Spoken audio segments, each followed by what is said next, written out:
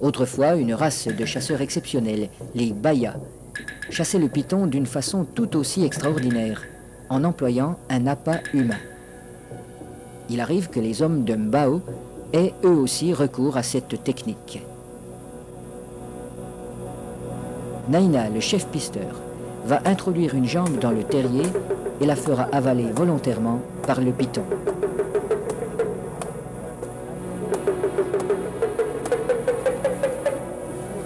Il est indispensable de posséder le remède qui a été fourni par le sorcier. Cette mystérieuse préparation, à base d'herbes et de racines écrasées, n'a pas qu'un effet psychologique.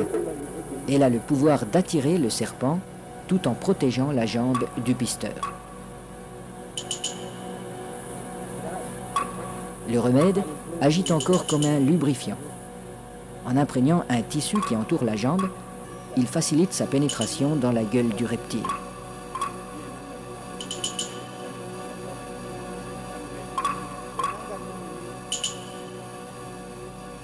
La jambe appât restera en principe intacte, car le python avale simplement cette proie qui vient à lui. À peine sera-t-elle attaquée superficiellement par les sucs digestifs.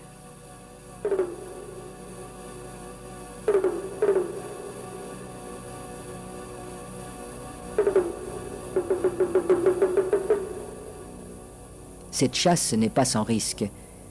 Un python particulièrement puissant pourrait entraîner l'homme dans son repère. La jambe restée à l'extérieur limite ce danger, mais le pisteur court le risque d'être désarticulé.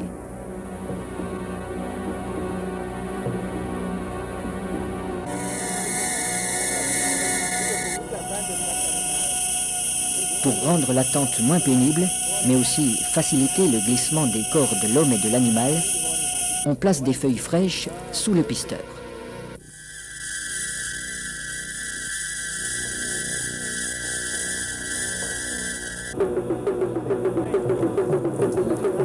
Sa jambe est déjà avalée au-delà du genou quand il commande qu'on le tire en arrière.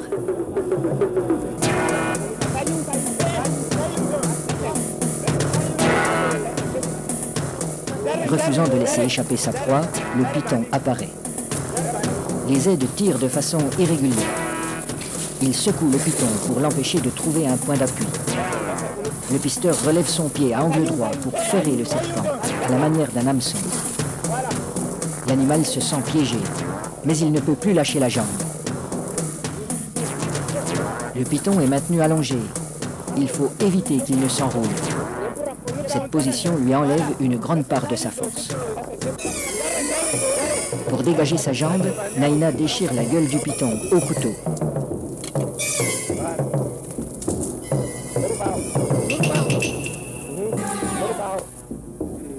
Puis, il lui tranche la tête. Les autres pisteurs relâchent progressivement le serpent.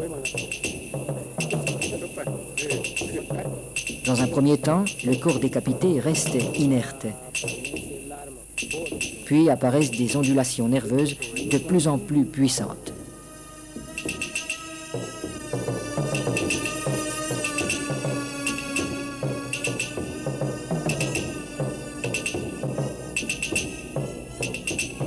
Il bougera ainsi pendant près d'une heure, prenant presque des positions d'attaque comme s'il cherchait toujours, au-delà de la mort, à menacer ses assaillants.